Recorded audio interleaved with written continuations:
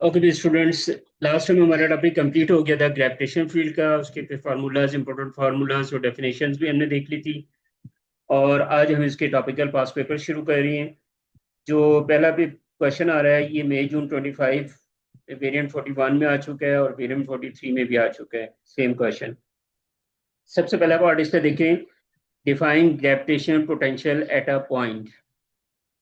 अब ये 2 नंबर की डेफिनेशन है, इसलिए इसको ज़रा डिटेल में लिखना है। डिटेल इन द सेंस इसमें एक्सप्लेनेशन नहीं लिखनी, लेकिन डेफिनेशन कंप्लीट लिखनी है। तो सबसे पहले इसकी डेफिनेशन आप लोग नोट डाउन कर लें। मैं डिक्टेट करवा रहा हूँ आपको। By definition it is the work done per unit mass in moving an object from infinity to any point in gravitational field। ये डेफिनेशन आपने नोट से भी देख लेना है, नोट्स में हमने इसको डिटेल में पढ़ा था, तो उसको अच्छे तरीके से उधर से भी आपने रिवाइज कर लेना है। तो मैं एक दफ़ा दोबारा डेफिनेशन डिक्टेट करवा रहा हूँ। It is the work done per unit mass in moving an object from infinity to any point in the gravitation field. ये तो उसका फर्स्ट पार्ट हो गया। इसके बाद आज ये दूसरा पार्ट है इसका। Mars is a planet that may be considered to be an isolated uniform sphere of radius 3.4 into 10 raised 6 meter. A satellite of mass 120 kg is in orbit around Mars at a constant height of 1.7 into 10 raised 6 meter above the surface of the planet. अब ये इसका Mars का जो है वो radius are हो गया, और ये इसकी हाइट होगी मार्स की सरफेस से ऊपर, ये हाइट बन गई। अब वो कहते हैं the height of an of the orbit is increase to 6.8 tens power 6 metre above the surface. Okay, पहले हाइट ये थी सेटेलाइट की, और 1.7 से अब ये हो गई है 6.8। This increase the gravitational potential energy of the satellite by this. वो कहते हैं कि जो अब आप सेटेलाइट की पोजीशन चेंज करते हैं, इस हाइट से इस हाइट को लेते हैं, लेके जाते हैं, तो अब उसकी ग्रेविटेशन पोटेंशियल एनर्जी ये हो जाती है। वो कहते हैं कि show that the mass of the Mars is 6.4 into 10⁻23 kilogram. अब आपने जो मार्स है उसकी मास कैलकुलेट करनी है, और वो वैल्यू आपके पास ये आनी चाहिए। तो सबसे पहले तो आप देखें, आपको डाटा में आर गिवन है, एच दो हाइट्स गिवन है, और उसके बाद एनर्जी जो चेंज हुई है सेटेलाइट की वो दे दिया। ओके, इसमें हम basically energy, change in energy का फार्मूला लगाएंगे। Change in gravitational potential energy, GPE. अच्छा, ग्रेविटेशनल पोटेंशियल एनर्जी का जो फार्मूला आपने पढ़ा था बेटा, वो ये था minus G M M over are.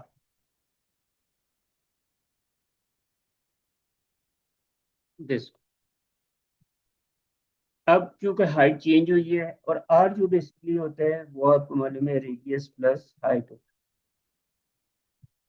है। अब यहाँ पे हाइट इसकी चेंज हुई है, दो हाइट्स बनी है। तो पहले तो हम फार्मूला लिख लेते हैं, हम इसको ना इस तरह से ले लेते हैं, ये इसे पॉइंट ए समझ लेते हैं, and this is suppose to be point B. तो अब हमारे पास दो एनर्जीज आ जाएंगी, gravitation potential energy at point B, और माइनस करेंगे हम इसको gravitational potential energy at A. फिर अब हम इनकी वैल्यूज फार्मूलाज लिख लेते हैं। इसकी वैल्यू आपके पास क्या आ जाएगी, minus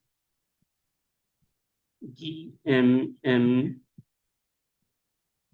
over R plus height, ये एट पॉइंट बी थी, और दूसरी भी एनर्जी का फार्मूला लगेगा, और ये हमने ले लिया है पॉइंट ए। मतलब ये आपके पास मार्स है, पहले ये हाइट ए पॉइंट पे थी, फिर ये हाइट बी पॉइंट पे चली गई, ये हाइट इस तरह से चेंज हुई। तो हम जो है चेंज इन पोटेंशियल एनर्जी लगा दिए एट पॉइंट बी और एट पॉइंट ए। अच्छा, अब यहाँ पे आपने वैल्यूज पुट करनी है। मैं ये रेस कर रहा हूँ दोबारा, इसमें वैल्यूज पुट करेंगे हम। एनर्जी आपको ये दे दी है 5.1 इंटू 10⁸ और इसमें जी और एम, अच्छा सेटेलाइट की मास इज दिस। ओके, अगर हम इनमें से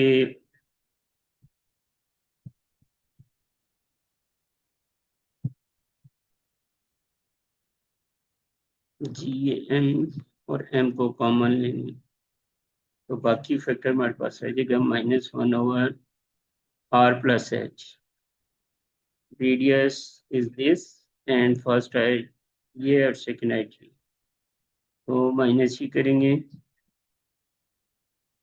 3.4 इंटू 10⁶, ये आर आ गया, प्लस इसमें हाइट एट पॉइंट बी ये दिखेंगे 6.8 इंटू 10⁸,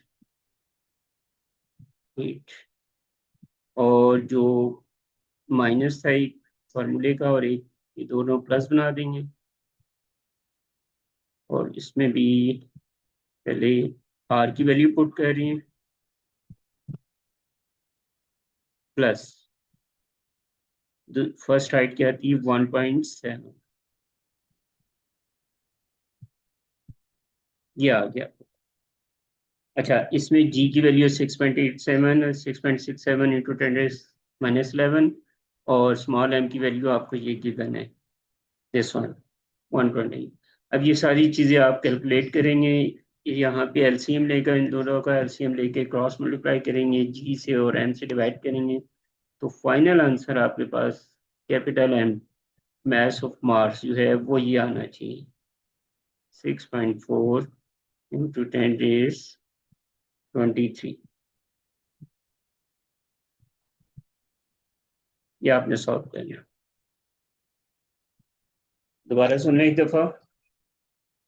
आपने फार्मूला लगाने -GMM/r का, और r जो है यहाँ पे radius of Mars plus second height of the Mars, और माइनस करके फिर आपने radius of R Mars plus first height 1.7 into 10⁸ ये पुट किया, इसको सॉल्व किया, इनकी वैल्यूज निकाल के क्रॉस मल्टीप्लाई करके कैपिटल एम निकालना है, तो वो वैल्यू आपके पास ही आनी चाहिए। ये फर्स्ट पार्ट आपको सॉल्व होगा 3 मार्क्स का। अच्छा, इसके बाद आ जाती हैं हम सेकेंड पार्ट की तरफ।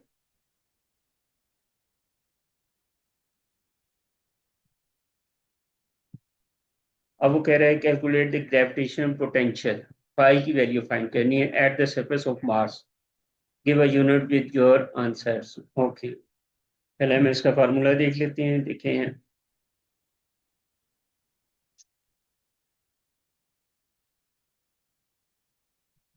फाई ग्रेविटेशनल पोटेंशियल था, और इसका formula -GM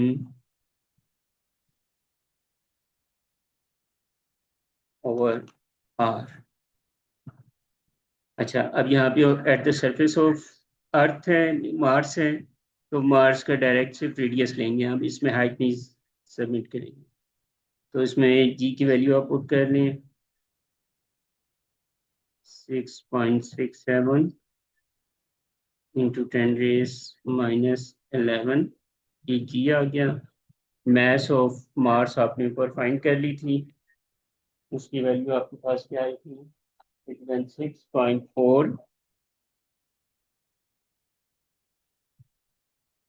into 10 raise 23.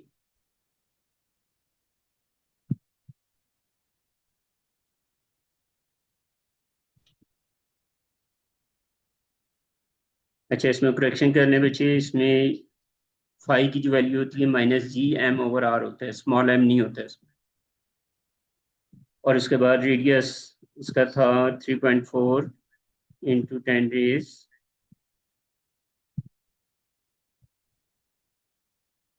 6 metre. अब इस सारे को भी आपने सॉल्व करने के बाद जो फाइनल आंसर आ जाएगा आपके पास, वो आपने यहाँ पे सब्स्टिट्यूट कर देंगे। ये फाई की वैल्यू निकल आएगी। अच्छा जी, इसके बाद आ जाती है सी पार्ट को। सी पार्ट में क्या कह रहे हैं? The satellite in D is move to an orbit in which the satellite remains at the same point above the surface of the Mars. Okay, same point मतलब कि अब ये कौन सा ऑर्बिट आ जाएगा? Stationery orbit. तो अब स्टेशनरी ऑर्बिट जो हमने पढ़ा था ना, जियो स्टेशनरी ऑर्बिट, उसमें हम क्या कहते थे कि प्लैनेट का और सैटेलाइट का टाइम पीरियड सेम होगा और एंगुलर वेलोसिटी सेम होगी दोनों की। और उसके बाद हमने देखा था कि दोनों का एक्सिस ऑफ रोटेशन सेम होगा and both are moving in the same direction from west to east. ये 3-4 पॉइंट्स आपने जियो स्टेशनरी ऑर्बिट्स के याद करने थे। अच्छा, अब वो चीजें हमने जहन में रखनी है और फिर सॉल्व करना है। उसी के satellite in B is moved to an orbit which the satellite remains at the same point above the surface of Mars. The orbit has a period of 24 hours. मतलब जो ऑर्बिट में जो सैटेलाइट होगी उसका टाइम पीरियड, एक the time for one rotation जो है वो 25 आवर्स है। और क्योंकि ये जियो स्टेशनरी है तो इसका मतलब है मार्स का जो टाइम पीरियड होगा वो भी सेम होगा। तो यहाँ भी आपने लिखना है, जैसे उसने पूछा है, state what can be deduce from this about the rotation of Mars on its axis. मतलब ये जो स्टेटमेंट गिवन है इसके मुताबिक मार्स की रोटेशन किस तरह की होगी। तो इसमें आपने लिखने हैं द टाइम फॉर, आप लोग लिखें, मैं एक डिक्टेट करवा रहा हूँ। The time period for the Mars is 25 hours. The time period of the Mars is 25 hours. ठीक है, ये लिखना। क्यों? क्योंकि जियो स्टेशनरी ऑर्बिट है तो सैटेलाइट और जो मार्स है, उन दोनों की रोटेशन सेम होगी। ये अगर मैं आपको डायग्राम बना के दिखाऊं तो ये देखें, ये आपके पास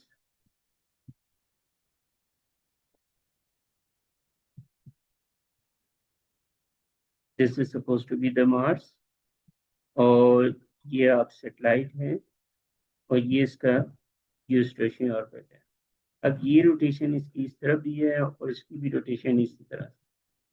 मतलब ये जब सेटेलाइट यहाँ पे थी, ये पोजीशन पे, फिर जब रोटेशन हो गया मार्स की पोजीशन ये आई तो सेटेलाइट भी यहाँ पे आ, मतलब उससे सेम हाइट पे रहेगी मार्स के साथ साथ। Both are moving with the same angular velocity and time period. तो जब सेटेलाइट के टाइम पीरियड 25 आवर्स है तो मार्स का भी टाइम पीरियड 25 आवर्स होगा। इसके बाद वो कहते हैं state one other feature of the orbit. तो यहाँ पे आप ये लिख सकते हैं कि angular velocity of the Mars will also be same as the angular velocity of satellite. मैं रिपीट कर रहा हूँ, दोबारा सुनें। फर्स्ट पार्ट में आपने लिखना है the time period of the Mars is 25 hour. दूसरे पॉइंट में आपने लिखना है the angular velocity of the Mars is also same as the angular velocity of satellite. जी बेटा, ये चीज समझ आ गई आपको? सर। ओ, तो इस तरह से ये पहला क्वेश्चन आपका कंप्लीट हो गया। अब आ जाते हैं हम इसके दूसरे क्वेश्चन की तरफ। ये क्वेश्चन भी देखिए आप जरा, मई जून 25 में ही आया हुआ है और वेरिएंट 44 है। इसमें उसने पूछा है ग्रेविटेशनल फील्ड। अच्छा, इसकी मार्किंग स्कीम में ग्रेविटेशन फील्ड स्ट्रेंथ की डेफिनेशन दे दी है। आपने ग्रेविटेशन फील्ड पूछी है, तो ग्रेविटेशन फील्ड की डेफिनेशन आप लोग लिख लें। This one, it is the region around the earth, bracket में प्लैनेट लिख लें, ब्रैकेट क्लोज, मतलब कि कोई भी प्लैनेट आप ले सकते हैं इसमें। दोबारा सुने इसको।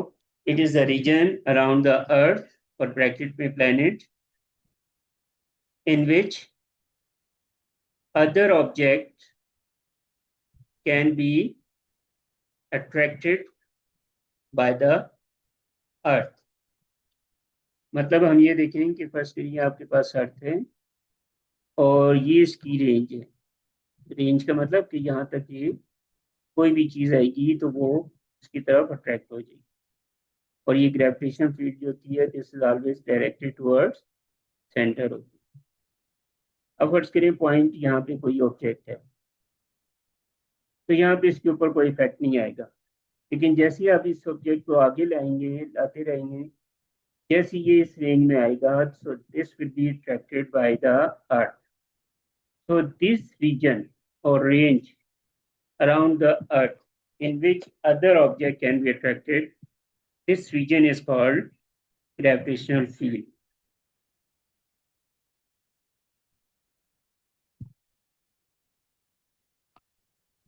ओके जी, इसके बाद हम देखते हैं इसका बी पार्ट। बी पार्ट में क्या कह रहे हैं? The gravitational field strength G at a distance x from the center of uniform spherical planet of mass m is given by the expression this। ये दे दिया उसने, G is equal to gm over r scale या x scale, where G is the gravitation constant and distance x is greater than the radius of the planet. Describe the pattern of the field lines outside the planet that represent the gravitational field due to the planet। अच्छा, अभी जैसे मैंने आपको ऊपर gravitation field बना के दिखाई थी, उसमें क्या था कि लाइन, सिमेट्रिक लाइन जो है, मतलब मैं आपको दोबारा बना देता हूँ उसको, कि ये अर्थ या कोई भी प्लेनेट है और उसके अराउंड ये रीजन है, और इसमें ये जो फील्ड लाइंस हैं, these are radial lines, radial and symmetrical. Symmetrical मतलब इक्वल डिस्टेंसेस पे, और इनवर्ड है। तो यहाँ पे आपने ये लिखना है, the gravitational field lines are radial, symmetric and directed towards the planet। Directed towards the planet मतलब ये इनके एरोस इनवर्ट होंगे। डी के फर्स्ट पार्ट का आंसर दोबारा सुने। The gravitation field lines are radial symmetric, radial symmetric का मतलब इक्वल डिस्टेंसेस पे, radial symmetric and directed towards the centre of the planet.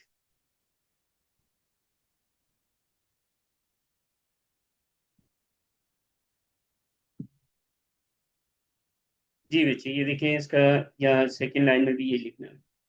अच्छा, सेकेंड पार्ट की तरफ आ जाए। Explain why for small changes in vertical height near the surface of the planet g may be assume to be constant. Okay, इसका मतलब ये है, पहले आप स्टेटमेंट समझ लें अच्छे तरीके से। उसने कहा है कि ये प्लैनेट है और सेटेलाइट थोड़े से डिस्टेंस, ठीक है, उसने कहा है ना, for a small change in the vertical height. मतलब वर्टिकल हाइट ये इसका रेडियस यहाँ से यहाँ तक ले लिया हमने और ये हाइट है। वो कहते हैं इस हाइट में स्मॉल चेंज की है, बहुत ज्यादा थोड़ा सा ऊपर कर दिया है, थोड़ा सा नीचे। तो वो जो जी हमने फॉर्मूला में पढ़ा था, g is equal to G M over x पे, तो जी की वैल्यू पे कोई फर्क नहीं पड़ता, इतना ज्यादा फर्क नहीं पड़ रहा। G may be assume to be constant. उसकी रीजन ये है कि radius R is a large distance and height is very small change. So the small change in height actually does not affect this denominator. तो ये formula असल में ऐसे बन जाएगा G M over R plus H और scale. तो ये आर की वैल्यू बहुत ज़्यादा है एज कम्पेयर टू एच, इसलिए एच में थोड़ा बहुत चेंज जो है वो फर्क नहीं डालेगा। तो आपने यहाँ पे आंसर लिखना है the small change in height does not affect the value of g because the radius of planet is large। या इसको सिंपल यूं भी लिख लें, due to greater value of r there would be no change in value of g। ठीक है बच्चे, ये समझ आ गया पॉइंट?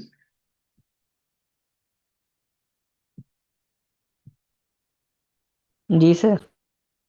ओके। अच्छा, इसके बाद देखिए इसमें assume that the earth is a uniform sphere। for the earth the product gm is equal to this। अच्छा, g और m के प्रोडक्ट की रेडियस की determine the value to three significant figures for the radius r of the earth। okay,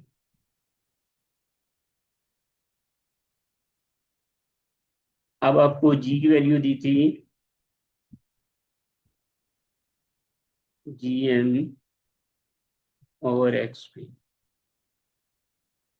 और इसमें further हम यूँ लिख सकते हैं gm over r plus h पे।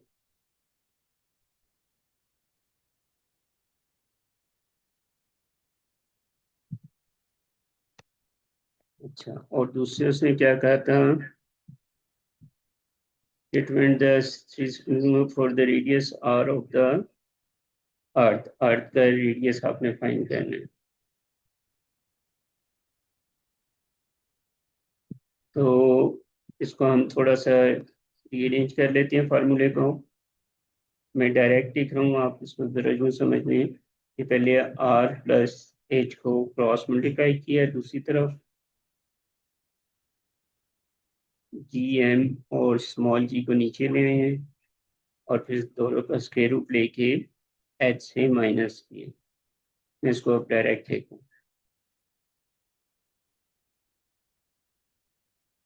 स्क्वायर रूट फिर एच इस तरफ आई। अच्छा, अब यहाँ पे हाइट जो है this is suppose to be zero. क्यों? क्योंकि उसने कहा है the object is on the surface of earth. Assume that the earth is a uniform sphere। for the earth the product gm is equal to this। determine the value to significant figure for the radius r of the earth।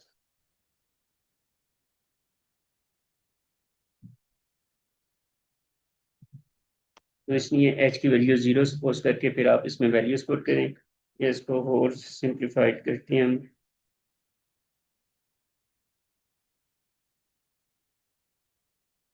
g is equal to gm over r square, और यहाँ से r आ जाएगा gm over small जी whole square. बस इसमें direct values put कर दें और answer आ जाएगा। इसके बाद वो कहते हैं calculate the gravitation potential at the earth surface, give a unit with your answer. Okay, gravitation pi is equal to minus GM/R। अब आपके पास GM का प्रोडक्ट मौजूद है जिसकी वैल्यू ये थी, और R आपने यहाँ से निकाल लिया है। ये वैल्यू यहाँ पे पुट करें तो आपके पास ग्रेविटेशन पोटेंशियल की वैल्यू आ जाए।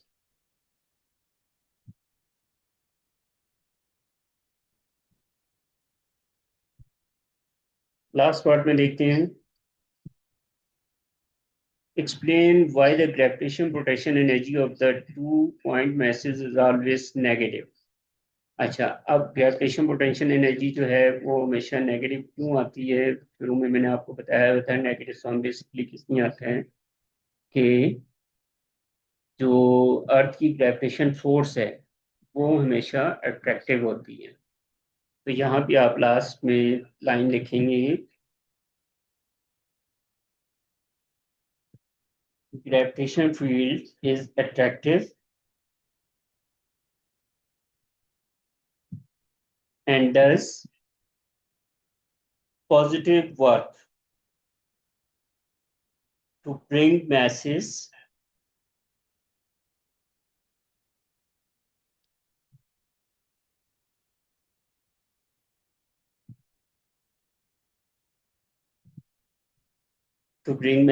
to each other from infinity, where potential difference is zero। दोबारा सुने, gravitational field is attractive and does positive work to bring masses close to each other from infinity, where potential energy is zero। ये आपने यहाँ पे लिखना है पूरा।